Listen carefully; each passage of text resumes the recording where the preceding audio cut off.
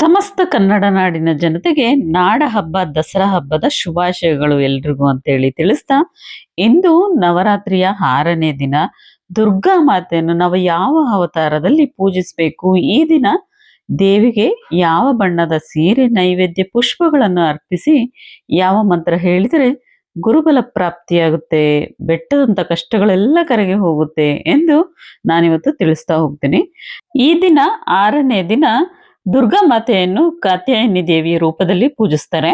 ತ್ರಿಮೂರ್ತಿಗಳ ಅಂಶವೇ ಈ ದೇವಿ ಅಂತಲೂ ಕೂಡ ಹೇಳ್ತಾರೆ. ಈಕೆ ಮೊದಲ ಕಾತ್ಯಾಯನಿ ಋಷಿ ಪೂಜಿಸಿದ್ದರಿಂದ ಇವಳಿಗೆ ಕಾತ್ಯಾಯಿನಿ ಎಂಬ ಹೆಸರು ಬಂತು.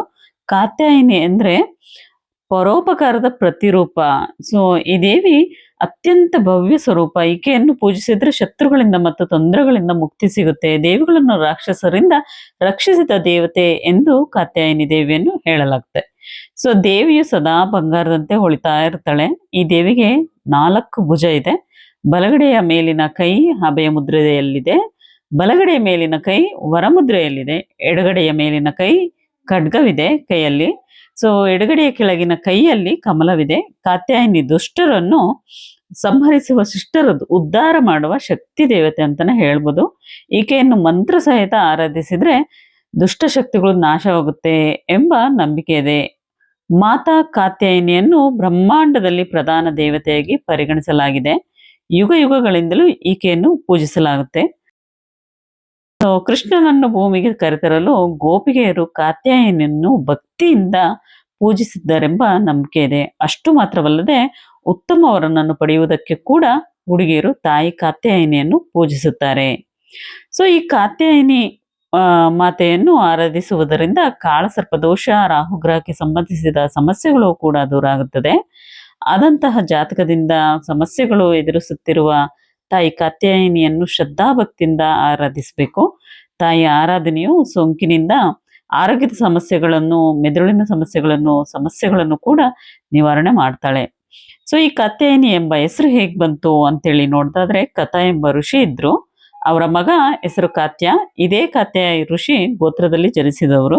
ಕಾತ್ಯಾಯನ ಆ ಭಗವತಿಯು ತಮ್ಮ ಮನೆಯಲ್ಲಿ ಮಗಳಾಗಿ ಹುಟ್ಟಬೇಕು ಎಂಬ ಆಸೆಯಿಂದ ಅವರು ಕಠಿಣವಾದ ತಪಸ್ಸನ್ನು ಮಾಡಿದರು. ಪ್ರಾರ್ಥನೆಯನ್ನು ಆ ದೇವಿಯು ನಡೆಸಿಕೊಟ್ಲು. ಕೆಲಕಾಲ ಸಮಯದಲ್ಲಿ ರಾಕ್ಷಸನಾದ ಮಹಿಷಾಸುರನ ಉಪಟಳವು ವಿಪರೀತ ಹೆಚ್ಚಾಯಿತು. ಆಗ ತ್ರಿಮೂರ್ತಿಗಳಾದ ಬ್ರಹ್ಮ, ವಿಷ್ಣು, ಮಹೇಶ್ವರ ಹಾಗೂ ಎಲ್ಲ ದೇವತೆಗಳು ಸೇರಿ ತಮ್ಮ ತಮ್ಮ ತೇಜ ಶಕ್ತಿಯ ಅಂಶವನ್ನು ನೀಡಿ ಒಬ್ಬ ದೇವಿಯನ್ನು ಸೃಷ್ಟಿ ಮಾಡಿದರು. ಆಕೆಯು ಮಹಿಷಾಸುರನ ಸಂಹಾರಕ್ಕಾಗಿ ಸೃಷ್ಟಿಯಾದವಳು. ಋಷಿಗಳಾದ ಕಾತ್ಯಾಯಿನಿ ಈ ದೇವಿ ಪೂಜೆಯನ್ನು ಮೊದಲಿಗೆ ಮಾಡಿದ್ರು. ಆ ಕಾರಣದಿಂದ ಕಾತ್ಯಾಯಿನಿ ಎಂಬ ಹೆಸರು ಬಂತು. ಸೊ ಜೊತೆಗೆ ಕಾತ್ಯಾಯನಿಗೆ ಈಕೆ ಮಗಳಾಗಿ ಹುಟ್ಟಿದಳು ಎಂಬ ಉಲ್ಲೇಖ ಕೂಡ ಸಹ ಇದೆ.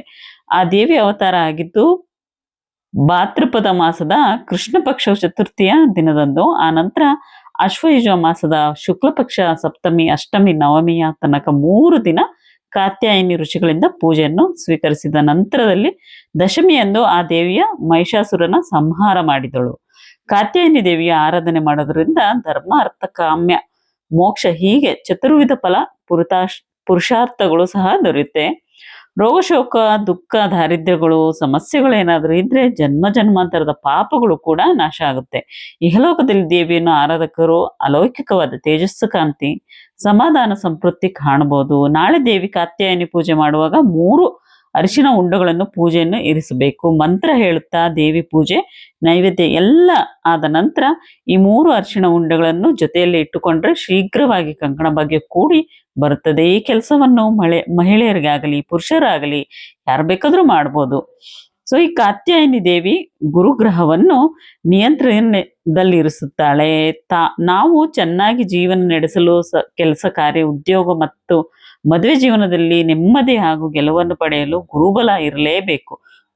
ಸೊ ಈ ಗುರುಬಲ ಪಡೆಯಲು ಇಂದಿನ ದಿನ ಕಾತ್ಯಾಯನಿ ದೇವಿ ಪೂಜೆ ಮಾಡ್ತಾರೆ. ಈ ದಿನ ದುರ್ಗಾ ಮಾತೆಯನ್ನು ಬ್ರಾಹ್ಮಿ ಮುಹೂರ್ತದಲ್ಲಿ ಅಂದ್ರೆ 4:30 ಬೆಳಗ್ಗೆ ಅಲ್ಲಿಂದ ಸ್ಟಾರ್ಟ್ ಆಗಿ 5:21 ಒಳಗೆ ಪೂಜಿಸಬೇಕು. ಅಭಿಜಿತ್ ಮುಹೂರ್ತದಲ್ಲಿ ಅಂದ್ರೆ ಬೆಳಗ್ಗೆ 11:45 ನಂತರ 12:35 ಒಳಗೆ ಪೂಜೆ ಮಾಡಬೇಕು. ಸಂಜೆ ಮಾಡೋರು 6:12 6:36 ಒಳಗೆ ಪೂಜೆ ಮಾಡ್ಬೋದು. ಅಮೃತ ಕಾಲದಲ್ಲಿ ಪೂಜಿಸುವವರು ಮಧ್ಯಾಹ್ನ 1:26 3:14 ಪೂಜಿಸ್ಬೋದು.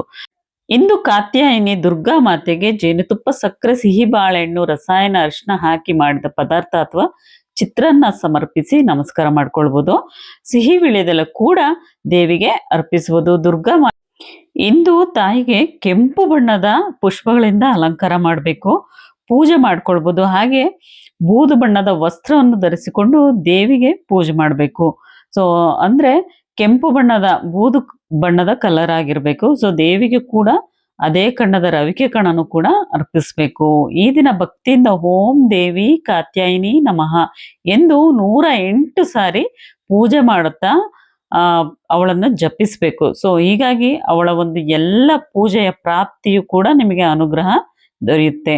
ಸೊ ಈ ವಿಡಿಯೋ ನಿಮಗೆ ಇಷ್ಟ ಆಗಿದ್ರೆ ಲೈಕ್ ಮಾಡಿ, ಶೇರ್ ಮಾಡಿ ಫ್ರೆಂಡ್ಸ್. ಹೀಗೆ ನನ್ನ ಚಾನಲ್ಗೆ ಸಪೋರ್ಟ್ ಮಾಡಿ ಅಂತ ಹೇಳ್ತಾ ನೆಕ್ಸ್ಟ್ ಲಾಗಲ್ಲಿ ಮುಂದಿನ ಒಂದೊಳ್ಳೆ ಟಾಪಿಕ್ ಒಂದಿಗೆ ಮತ್ತೆ ಸಿಗ್ತೀನಿ. ಖಂಡಿತ ಎಲ್ರಿಗೂ ಒಳ್ಳೇದಾಗ್ಲಿ. ನಮಸ್ತೆ.